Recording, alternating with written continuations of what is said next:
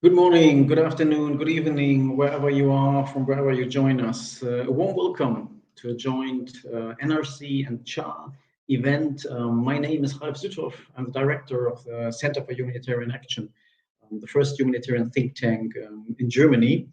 And we would like to discuss with you a key topic of humanitarian reform today, the topic of quality funding. When we concluded yesterday the in-presence part of the European Humanitarian Forum in Brussels, where of course we discussed in depth the Ukraine crisis and related to that the escalating humanitarian needs and crisis in the world, the Swedish minister, Matilda Ernkrans, named one key challenge to mitigate these challenges. And she named a substantial increase of quality funding by donors. Why should this be so important? Quality funding means in times of so many protected crises, humanitarian agencies can plan in more than an ad hoc manner. And by this, as I know from my past with our food program, save millions of euros and dollars for a start. Of course, also being far more reliable to the people in need who might otherwise not know where the next meal or the next medicine is coming from. And quality funding means flexible funding.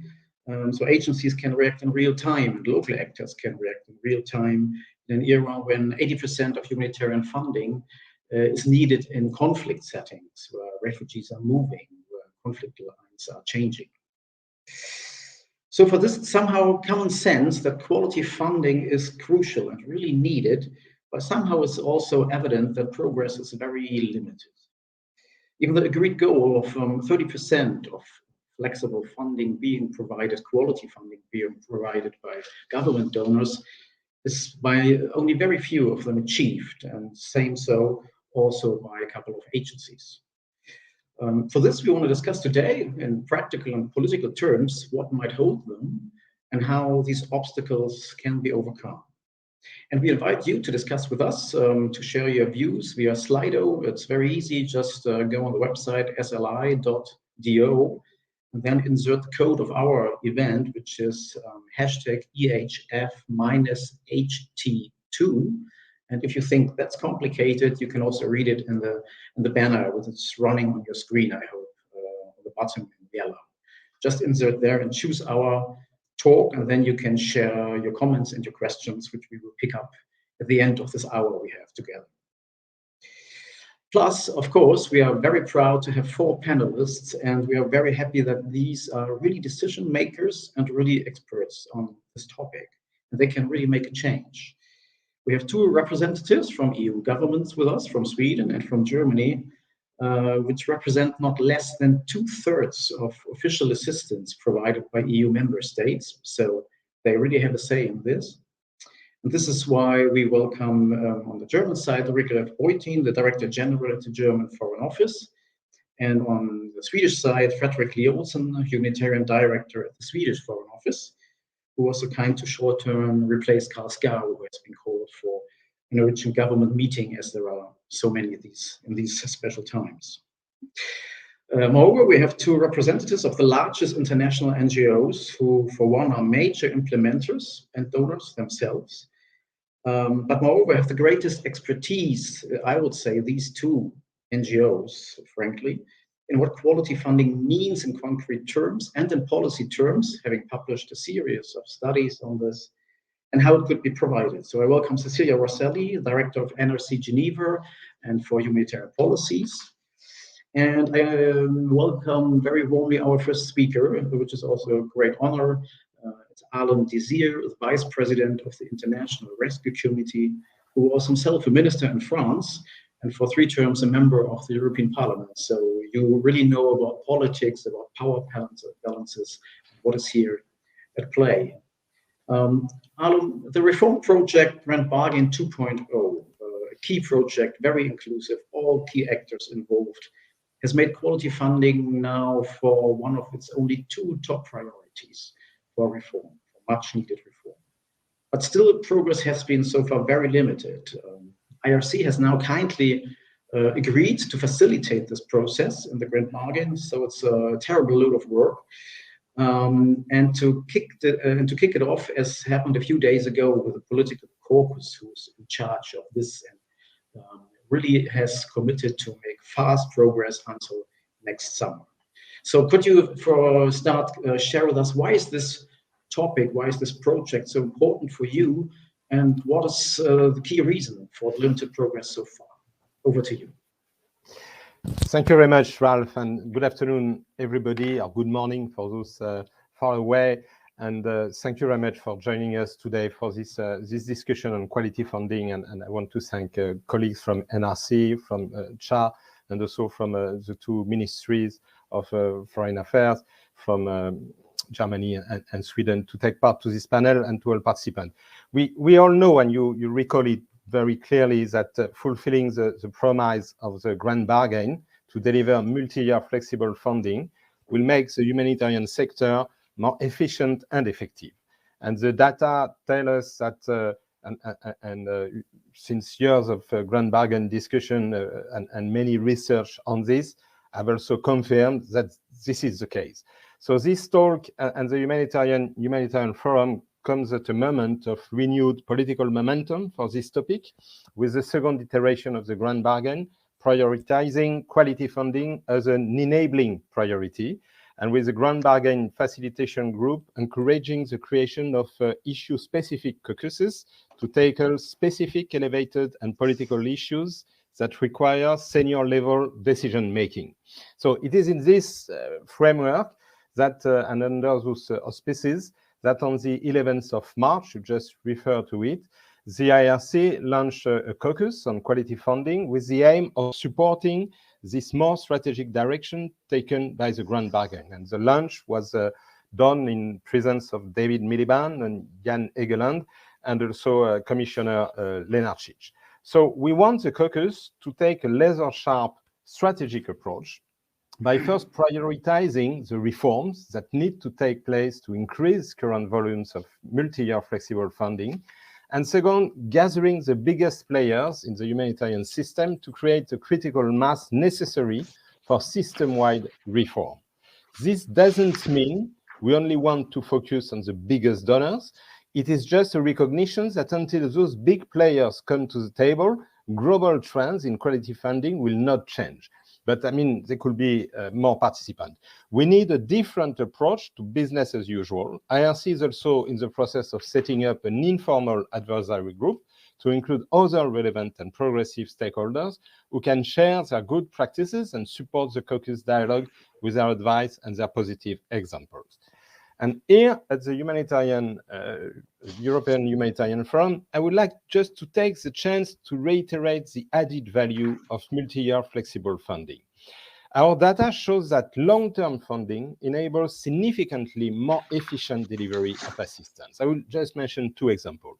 One in Somalia, where using Dioptra tool, IRC analyzed the cost efficiency of two programs providing cash assistance to crisis-affected households. We found out that it costs 44% less to deliver cash in the long-term program than in the short-term program in the same country.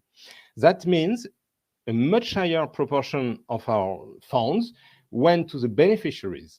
We also analyzed in another country, in South Sudan, a 3-year family planning program.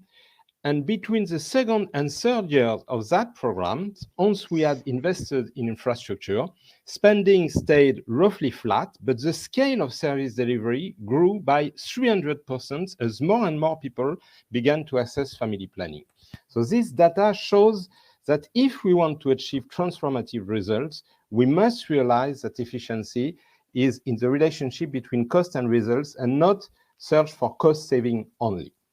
Predictability and flexibility of funding are two sides of the same coin. As IRC demonstrated in our report, a win-win multi-year flexible funding is better for people and better value for donors. The highest returns on donors' investments happens when two dimensions come together. That's when they deliver most effective and efficient results to the people we serve. And through this caucus, we will need to overcome the resistance to change and find ways to maximize the return on our collective investments. So with the caucus, our objectives are, on the one hand, to increase the number of multi-year funding agreements. On the other hand, and in exchange for more multi-year flexible funding, We want to demonstrate the impact and benefit of this agreement. And we also understand that in return for more flexible more multi-year flexible funding, donors want to see more transparency from implementers, demonstrating that this kind of funding helps achieve the ultimate objective of higher quality. And there is also a demonstrable impact on local actors on the front lines. So longer-term fundings allow implementers to maintain a continuous presence and relationship with the community we serve, which increases the uptake of services, ultimately improving efficiency and effectiveness. So we agree on the fact that there should be also this transparency and this measurement of impact and of outcome. And you mentioned the target. So in the discussion, we have proposed that the target will be that percentage increase to be at least 30% compared to before year 2023. We think that should be a target that we establish in June 2023, and which we think that such an increase is ambitious, but is realistic and feasible for all donors and UN agencies involved. Thank you very much. Thank you so much, Harlem. Maybe one quick follow-up question, if I may. You mentioned already the political challenges, and that's also why the Grand Bargain is now working in political caucuses, because there's political momentum needed. So what would you name, to start with the analysis of the problem in the first place? What are the key challenges, given that the Grand Bargain was supposed to be a deal, as you framed it yourself, a deal between more transparency, accountability by humanitarian organizations, mirrored by more flexibility and very, very easily to be implemented funding based on needs and analysis on the ground. But what's holding donors to move, if you would need to name one or max two key reasons? Well, I would say probably we need to share more the analysis to ensure that we have the same understanding of the impact of multi-year and quality funding and more flexible funding. But I'm sure that on this, we can use a lot of tools, independent measurements, and also the assessment of each organization to be convinced of the impact. And this is one of the bases of the Grand Bargain 2.0. So I'm sure we will agree on this. And then we have to look at what are the political, legal, sometimes technical problems, which are linked also to the fact that in many cases, the budget cycle is an annual one. So we have to take into account this reality in different institutions, countries, European institutions. But I'm sure that if we agree on the objective, if we have the argument for this, we can also convince the parliamentarians, the people in charge of budget in the states, the public opinion to support this move. Mm-hmm. Thank you so much, Harlem, for now. I would like now to move to Rickliff Boyteen, if he has joined us and is visible on camera. Good afternoon. Great to see you. Good to see you. Can you hear me? Yes, loud and clear. Perfect. Many thanks for joining. You're the Director General, the new one, if I still may say so, for crisis prevention, stabilization, peace building, and humanitarian assistance. So you know the whole range of challenges we discussed in Brussels together the past 2 days, but also, of course, for a donor like Germany. And Germany, if we could share quickly, 2 quick graphs, has made impressive progress if we talk about quantity of funding. As not everybody knows, we always notice when we attend international meetings and talk to international friends. As you can see here in quantity terms, how German funding has evolved over the past years, and also in terms of multi-year funding. If we can see the second slide, we based on an HR analysis we did a few months ago in the Grand Bargain context, an impressive increase in multi-year funding on the German side to about 1 billion by now. So on the one hand, there are surely lessons to be learned for other donor governments who haven't progressed in that scale, we might say. But surely there are also still challenges on the German side, if I might say so, in terms of flexibility, as some partners frame it. Would you agree with that? And what would be your take? What made you progress so fast on some fronts? What can others learn? Where might you still keen to learn from others. Well, thank you, Ralph. Thank you for inviting me, and thank you all my fellow panelists for being here as well. I think this is a very timely discussion, a very important discussion, and something where we actually talk about, hands-on issues and improvements to the work of the humanitarian community. This is maybe more important than ever with the war in Ukraine going on, and the repercussions that this crisis will have not only on the people of Ukraine and neighboring states, but possibly on the rest of the world. And we talked about this in Brussels a lot the past few days at the European Humanitarian Forum, and we will have to have a lot of different talks about different instruments if we want to stem the tide, if you will. One of the things that we, of course, need to do as well, and this is where the grand bargain comes in very handy at this point in time, is that we need to talk about efficacy and efficiency of our instruments.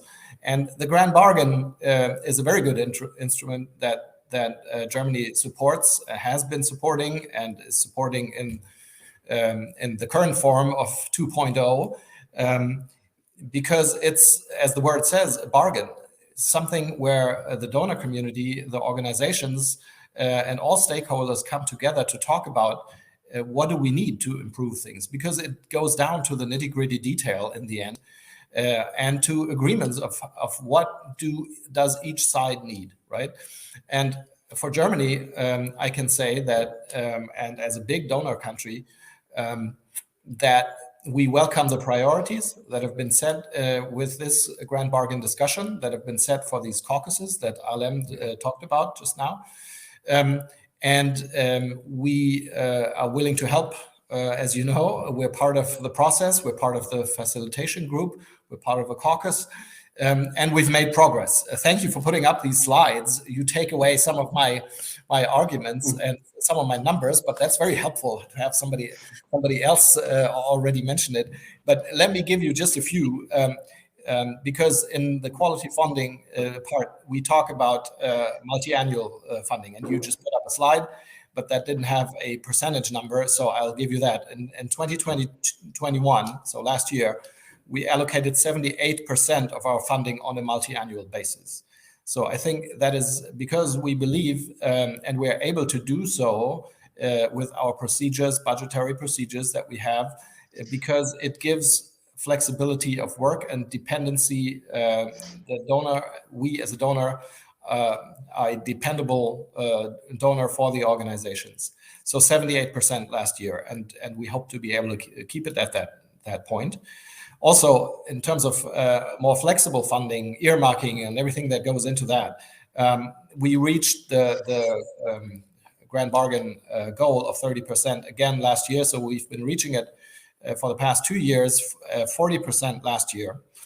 And I think not to brag about it, but to show that it's possible, and that despite difficulties, and you asked about challenges, it's hard to say, because with every country and different government and parliamentary structures of how you procure money and how you assure accountability, it may be a little bit different.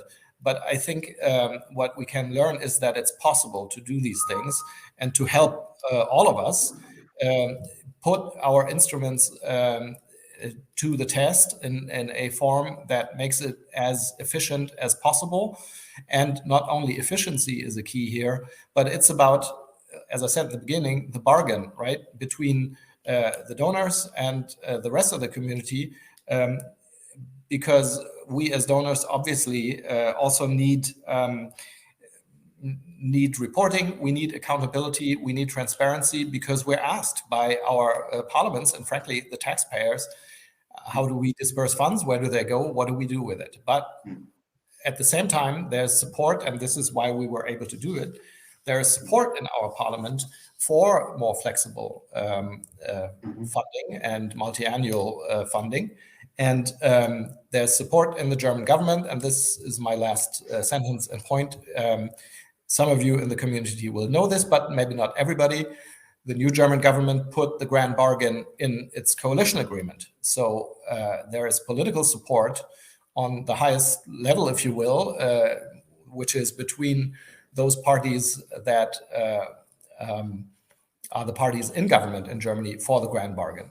And I hope that we can make a contribution in terms of detailed discussion and as setting an example for others. Thank you. Many thanks, Rickliff, for that. Maybe a quick follow-up question on your side on the flexibility issue. Indeed, Germany has reached the grand bargain objective in the past 2 years, especially thanks to very generous pledges on the COVID-19 side, which has been very, very flexible. At the same time, partners indicate that the majority of funding is, we Germans like rules, is very, very regulated. Budget regulation can be a challenge, that transparency, which criteria is applied if you need to shift funds in a setting like Afghanistan, if timeframes are very short, sometimes 6 weeks only to implement specific funds. Is there still some homework to do? Would you agree on that one? Well, there's always points to improve on, and to talk about the details of how can contracts or programming be structured, how can reporting be structured. That's why we have the caucuses, right? I mean, we've made progress with the grand bargain in the past already with for example, a structured format for reporting, which should enable, and I know it is implemented at least with some organizations and some donors, it should make things a little bit easier in terms of reporting, to have a blueprint of how to do this, because organizations will tell us that they have to have a different format and different requirements from every donor, and I see the point. On the other hand, like I said, we do need accountability, and we do have rules and regulations that we will not be able to get around, and I think that is true also for other donors, be it the European Union or individual countries. So, like I said in the beginning, I think it has to be a give and take. The bargain is what it says, a bargain. We have to talk about this, and I think our very able teams, where we bring together the experts to talk about it, can hammer out compromises on this, so that we end up with this grand bargain 2.0 with more tangible progress on how the humanitarian community can work together in the years to come, because I think we really need that.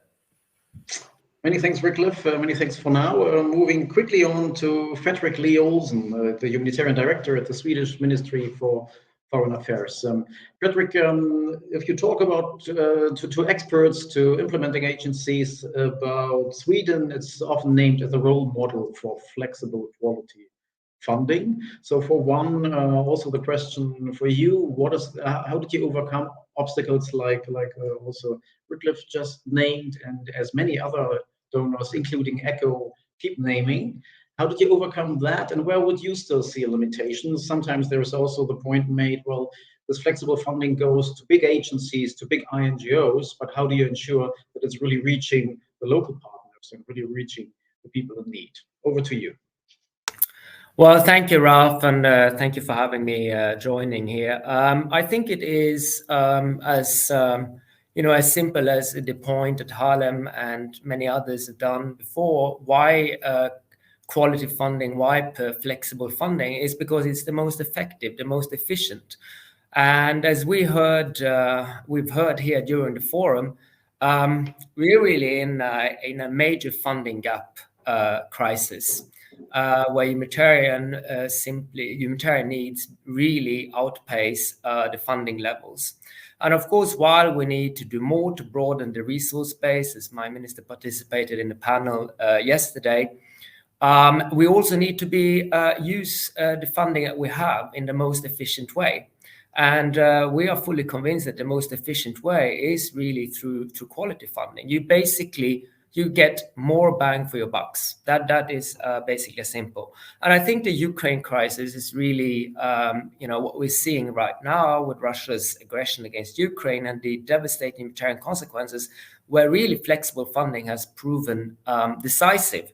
to allow for UN agencies, INGOs, the Red Cross movement, all humanitarian actors that were present or that were not present to really scale up and start delivering to help people in need in Ukraine. Now, I think, as you know, we together with Canada, ICRC and UNICEF, we led the quality funding work streams 7 and 8 during the previous iteration of Grand Bargain.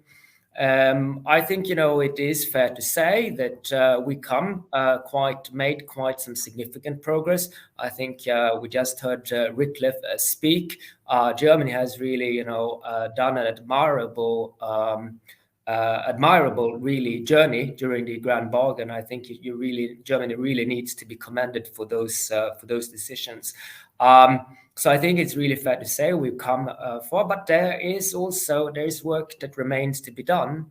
And I think that, looking at as we handed over the work now to the Caucasus in the new iteration of Grand Bargain, I think one of the main conclusions really, Ralph, was that we need a more pragmatic approach.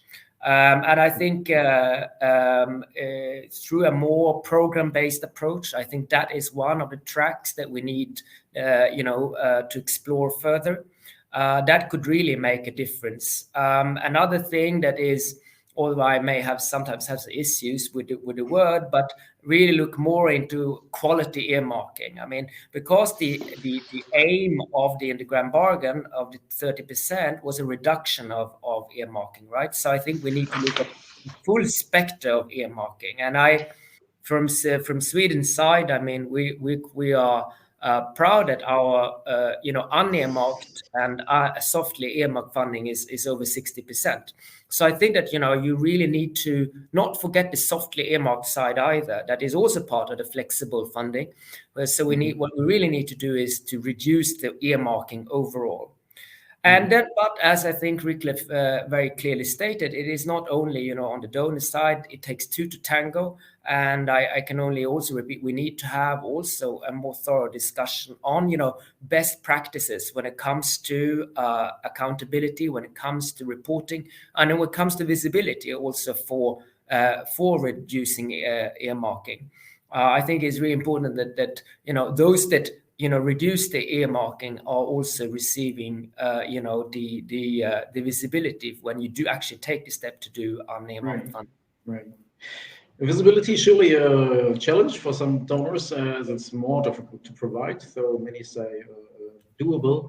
And following up, are you in discussions, or what's your approach on the second part to make sure quality funding is also forwarded to the local level? Is this something where we need to discuss more about conditionality, incentives, or what would be your take on that one? Yeah, I think that COVID really actually, made us come further on that. I mean, that was also as one of the recommendations that we did in the Grand Bargain process, that we need to do to explore more of a pooled fund mechanisms. That is also one way and a very important tool, I think, to make sure that we support locally led organizations to a high extent. And it could also, be a pragmatic approach of reaching that compromise between what donor regulations we have on one side, and of course the need to support locally led organizations on the ground and in the field. That I think it was really evident during the pandemic, the critical role they played. Many thanks. So more progress possible and needed, if I may summarize it like that. Cecilia Rosselli, you are the Norwegian Refugee Council Director of the office in Geneva, but also for humanitarian policies overall of NRC. And you know this quality funding debate for years, if not decades. We heard again the evidence, how important it is. At the same time, as mentioned, we see so far little progress, even if we look at other top donors. What's your analysis? What is holding them, and how can this be overcome if it's such a political issue? Thank you, Ralph, for the invitation, and also thank you for asking really the right questions to the right people, I think. First of all, let me say that I'm a strong believer that quality funding can be the game changer in the grand bargain and beyond. And it's really a pleasure to see that there is this level of political support at the moment that would allow us to advance in the conversation. Very pleased to hear from Germany and from Sweden, and very pleased to hear during this week discussion at the ministerial level mention of quality funding as one of the key enablers for moving forward. Colleagues have already identified and clearly explained why it is important to promote quality funding. So I will not talk about that, but rather, as you suggest, explain where are the challenges, and try also to look at to contextualize the discussion a little bit. There was a reference to Ukraine. I think the tragic events that we are witnessing at the moment in Ukraine are demonstrating the importance of and the vital importance of quality funding for all of us, and the importance of making sure that flexible and predictable funding is reaching first-line responders, and it is cascaded down to those that are really operational on the ground. I think this is a test that we cannot risk to fail, and it is also an opportunity that we can try and grab to move forward and do the extra mile that we were thinking was possible to do during the COVID-19 crisis, but we just started, but we did not complete.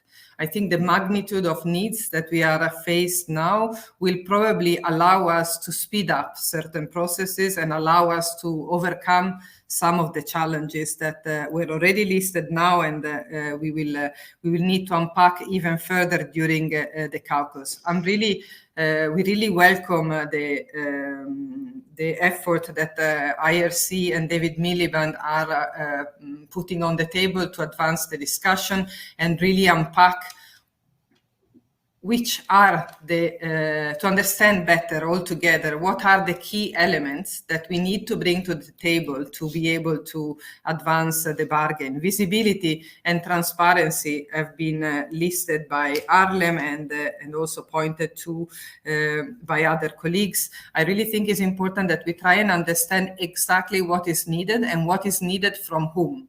And then together, we come to the table and try to see how we can advance. I think a lot of work has already been done within the Grand Bargain by the work stream that Frederick was referring to. We already have a very nice menu of opportunities to scale up quality funding provided by the catalog on best practices on quality funding, that list as well the program-based approach that we are pleased and proud to implement together with Sweden and Norway. This is just one of the examples that can be taken forward by the various actors that are engaging in the caucus. And I really think we have to build on what we already have, what is already available in terms of evidence of the benefits, and take the conversation forward. So I really invite donors and agencies to try and pick and choose from that menu and see how genuinely we can come to a table and frankly explain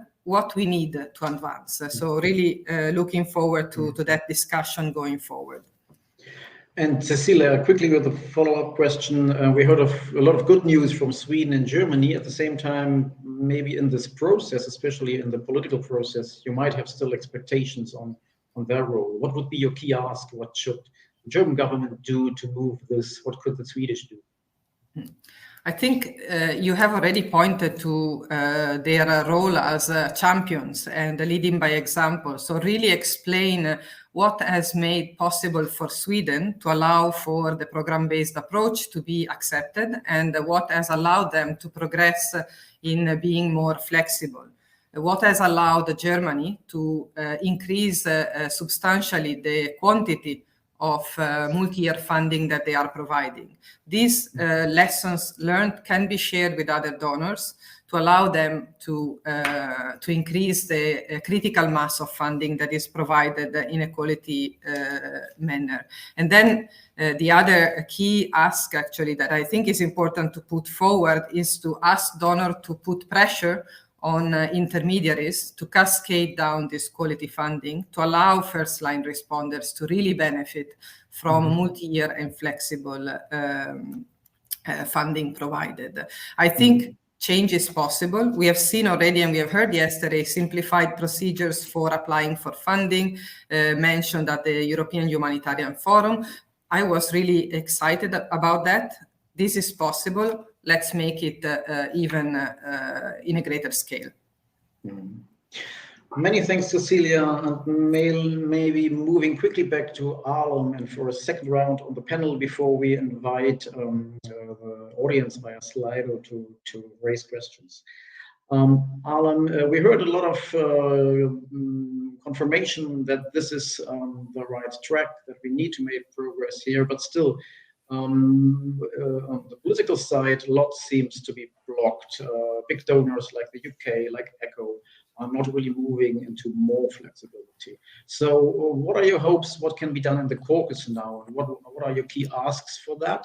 And is there also something IRC needs to provide? We talked about cascading the quality funding also to the local level. Yes, Ralph, but I think the discussion was very interesting, and I want to thank Wyclef and Frederick for recalling that through their previous decisions and the way they have increased the part of flexible or non-in-mark or quality earmark funding, they have already demonstrated that it is possible. Even if there is some constraints, some realities that we have to take into consideration.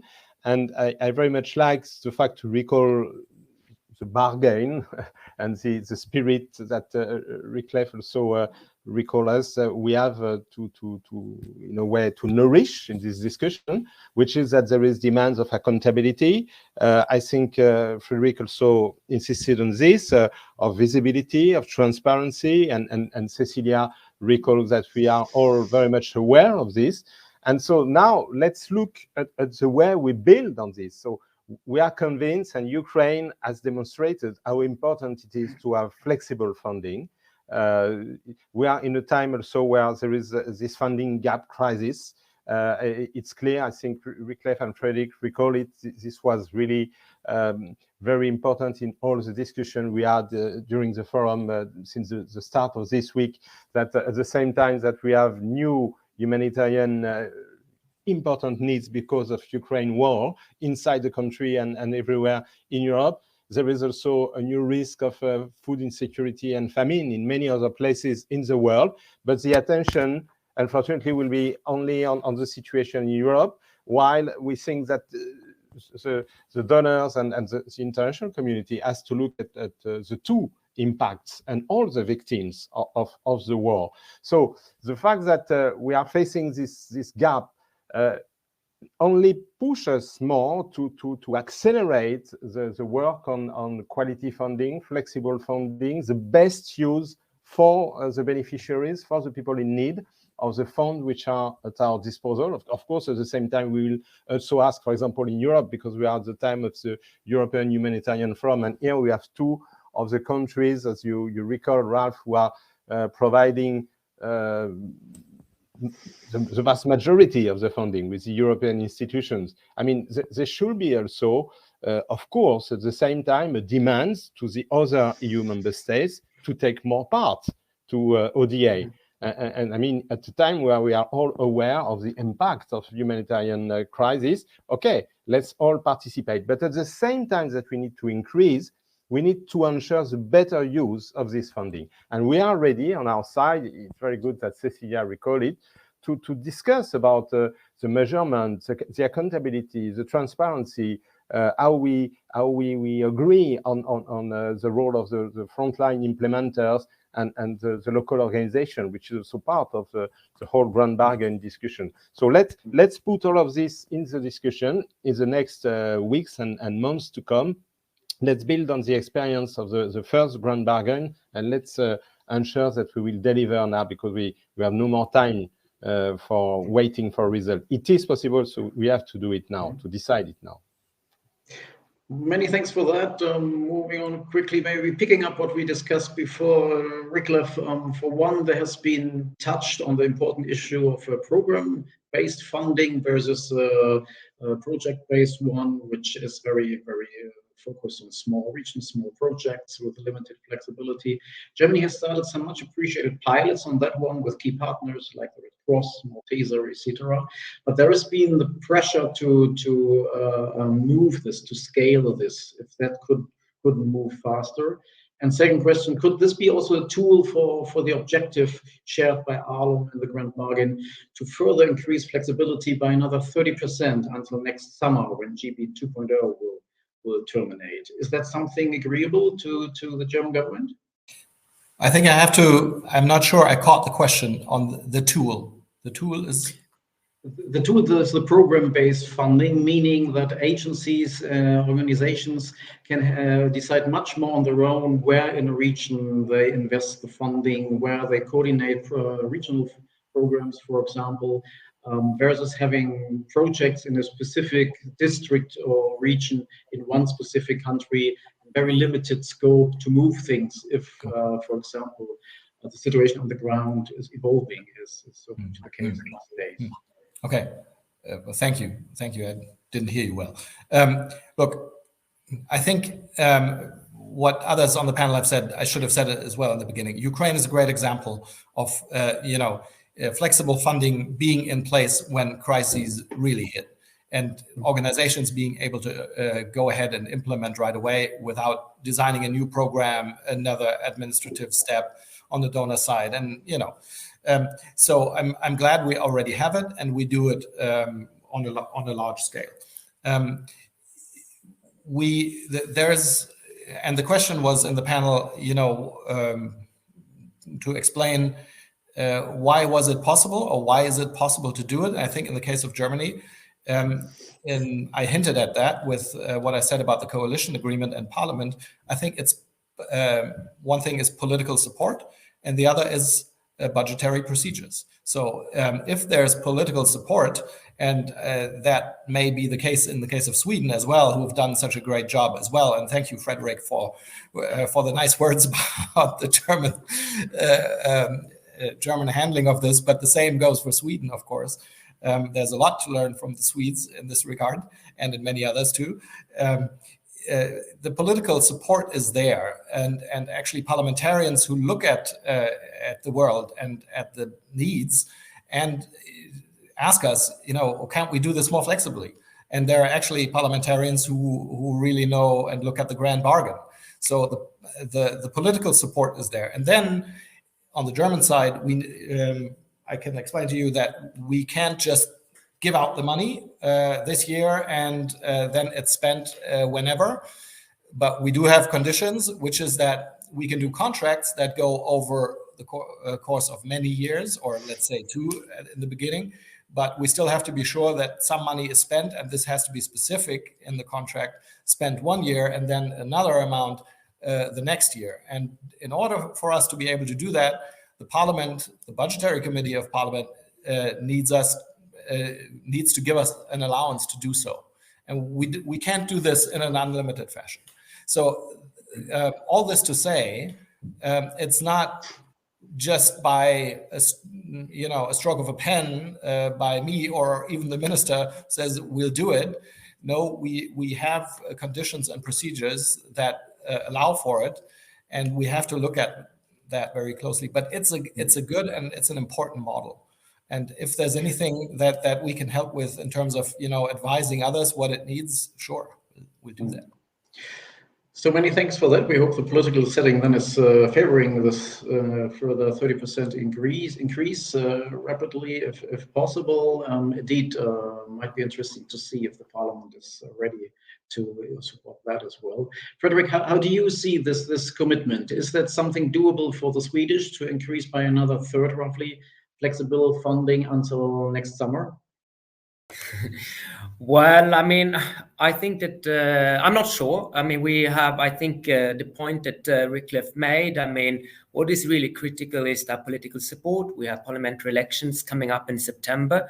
But I think that there is a very strong bipartisan support nevertheless. But yeah, I mean, from our side, I mentioned, I mean, close to 40% of our funding or humanitarian assistance is already multi-year. Over 60% is unearmarked or softly earmarked, and over 80% is predictable. That is dispersed within the 61st days of the year. I think always one should challenge oneself, but I'm not sure. We're always working that. I mentioned the program-based approach. CEDA is working very hard on that, and I think we can make progress on that. I think also we can probably make a little bit more progress on the quality, making sure that some soft earmarking becomes unearmarked. Also, perhaps increasing a little bit the multi-year, but I think we have come pretty far. But I think what is really critical, and I made that point. I mean, Ukraine and Wycliffe really reinforced it. Is that Ukraine? I think is a great example, a great case in point where we really seen the added value of flexible funding. But what is really important also here is that there is visibility about what the flexible funding has achieved. Because if we don't see that, then of course, and it's only the very tightly earmarked funding and projects that get the visibility, well, then it will reduce the political support in Parliament if it's perceived that it goes into a black hole instead. So I think really Ukraine has shown added value, but we need really to continue working on it so that we really prove it on the long term. And then really, I think, I really, said, Germany has done a great job. We need others also to do a good job. We need more champions. And I think that's also why we handed over, the work stream in the new Grand Bargain 2.0, because we need more champions for it. Sweden will remain a champion, and we need others also to step up to the plate. Can I reinforce that one point really quickly, the visibility point, because I didn't say it, but I should have. That's a little bit of the downside, right?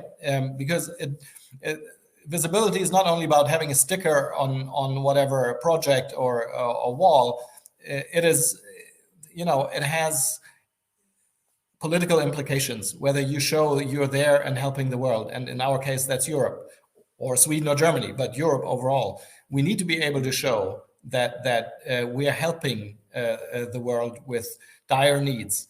Others do that as well, and so we have to as well. And we need to talk about the visibility aspect as well if we talk about quality funding.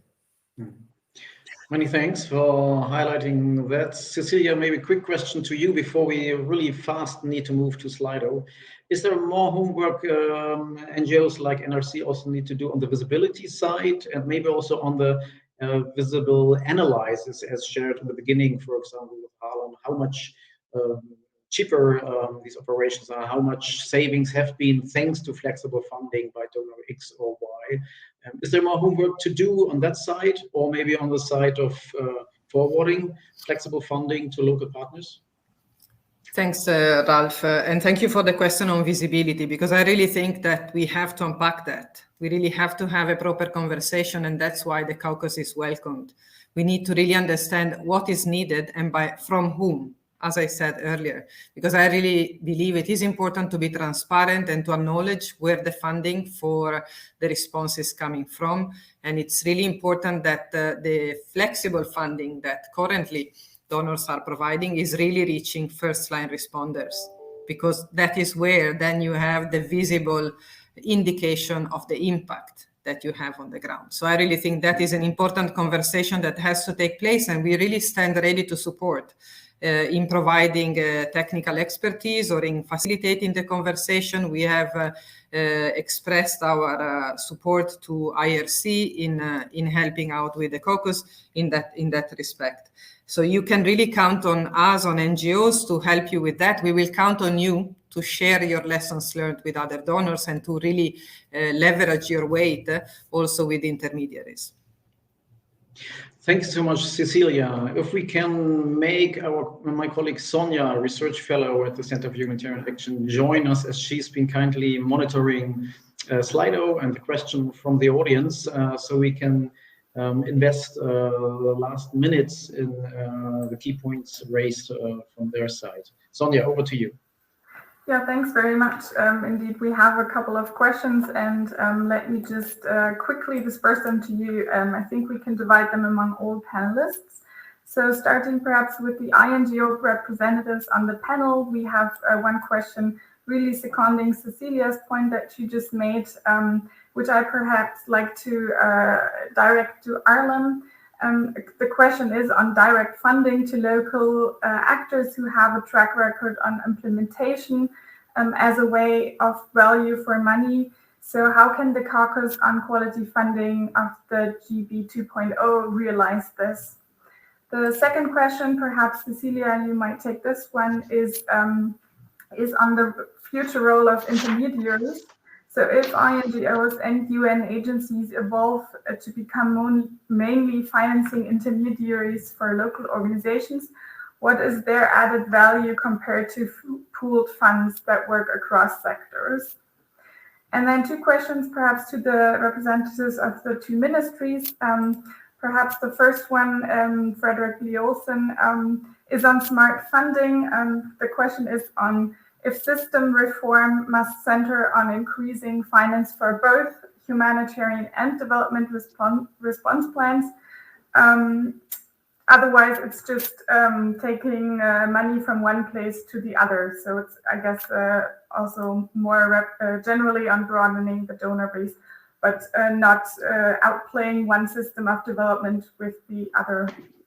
And then we have two questions for the Federal Foreign Office of Germany, really more technical questions. One is more a comment that the flexibility that you just mentioned of 78% does not apply to all partners equally. So in 2020, more than 90% of the funding for INGOs was tightly earmarked. So the question is really how is this addressed in future? And another technical question also to you, Ritlef Bortin. The figure that you mentioned on 78% of multi-year funding, was this for the OECD definition of 24 months and longer, and the comment that this was impressive indeed. So with that, I'd like to hand back to you. Many thanks, Sonia. Maybe we start, as you suggested, with Arlem. What about investing in local partners? Yes, thank you, Sonia. I think that predictability and multi-year funding also have an important impact on local actors on the front line. So I think that this should be part of the discussion in the caucus, and that's the way we understand it. Of course, even if, again, we need a decision by the biggest donors, but and it has a lot of cascading implication. And it is for us also important that we, as INGO, are defending the fact that it will apply to a lot of other actors, including the local actors, of course. Thank you so much. Cecilia, your take on the future role of intermediaries, a very small question, of course. Exactly. So I don't know if I can in 1 minute, but I think we all work to achieve the same common goal, that is to provide assistance to those in need in the most efficient way. So I really believe that the rest are tools. So we are all tools to achieve this overarching goal. And in my view, we do complement each other. So the work of intermediaries, as well as the work of first-line responders and donors, I think do complement each other's. And we have to find a way to have a system that is as efficient as possible. And that's why I insisted before, and I will insist now again, that quality funding is key, and the quality funding has to reach those on the first lines, being it local actors or INGOs, it doesn't matter. It has to reach in a flexible and more predictable manner. I really think it is extremely difficult for a local NGO to comply with all the requirements in terms of bureaucracy. So it's really important that we do all our best to simplify these procedures. Many thanks. So also homework to do on the INGO side. Maybe we move in the first place to Rickliff, if I may, as I think the question for Frederick is a bit nicely broadening the horizon at the end again. Flexibility does not apply to all partners in an equal way. Is this something which needs to be addressed on the German side? Look, I can't give you the specifics now, to be honest, and who received exactly what. I don't think there's a very hard criteria that says with these organizations, yes, with those partners, no. But it's a case-by-case thing. What can we do? How does the partner that we work with put this into action? You know, Cecilia at some point also talked about cascading down to other organizations. You know, it's a package. And if there's an observation that it doesn't equally apply, of course we'll look at it, but there will be reasons for where we can apply it and where we cannot. There was a question also on the 78%, I think, if I recall correctly. I said 2021, but of course these contracts that we concluded in 2021 include those multi-annual contracts that we concluded. So it does go further than the 1 year, if that was the question. That's how I understood it, at least. All right. Many things. I mean, just to frame maybe the first point, as it's so important for many donors, of course, there's a comparative advantage to, as I might say, big agencies and big INGOs to implement big amounts of flexible funding. So donors tend to move there. The downside might be that flexibility is putting smaller partners out of business. And that's maybe a challenge we all need to discuss and address in the future. Frederick, maybe the final question for you, tapping a bit into smart funding and also the interesting challenge and maybe a key point also for the quantity of funding. How do we balance in future humanitarian needs, humanitarian funding, and make, for example, development actors and funding maybe tap earlier into humanitarian crisis and protected crisis? Or would that be just switching from one side to the other and a zero game? No, thank you, Ralph. And I think it's really important to look at it, from the global picture here. I mean, while we are a pretty large humanitarian donor, I mean, the humanitarian assistance is only 15-20% of our ODA. And frankly, even if I'm humanitarian director, and want to advocate for more humanitarian funding, I think this is the right thing, because really, why do we have these this exponential growth of humanitarian needs? Well, it is because, development that has not worked. We need the root causes, and it is because of conflicts. And Ukraine is obviously the most recent example. So I think it is really, as a humanitarian, I think, we really are the ones that are making the case. Do not take the funding from, addressing the root causes of development, because that will lead to otherwise an increase in humanitarian needs. And don't take it from the peace building and the mediation and finding peaceful solutions, because there is not the humanitarian solutions to these humanitarian crises. It is really political solutions. So I think I'm, as a humanitarian director, I'm the first one to say that no, let's not this happen at expense of other funding. It must be additional. And I think again, Ukraine will be really a challenge for us. And I think it is so important that we really broaden the donor base and we really make sure that it is additional funding. Thank you so much, Frederick. Thank you so much, Rickliff, Alon, and Cecilia. This was a really interesting panel. It was a run through the show, given that we had only 60 minutes with 4 so distinguished and really deep into the discussions panelists on this key topic, quality funding. We have to conclude, unfortunately, because there is a follow-up event starting at 3 p.m. actually. So I thank you so much. Thank you so much for joining. I think this topic will be key to address humanitarian reform and escalating crisis. So I'm sure we'll meet again. And many thanks for joining. Have a great day to you and to the audience. Many thanks for joining as well. Stay with us. Bye-bye. Thank you all. Thank you. Goodbye. Thank you.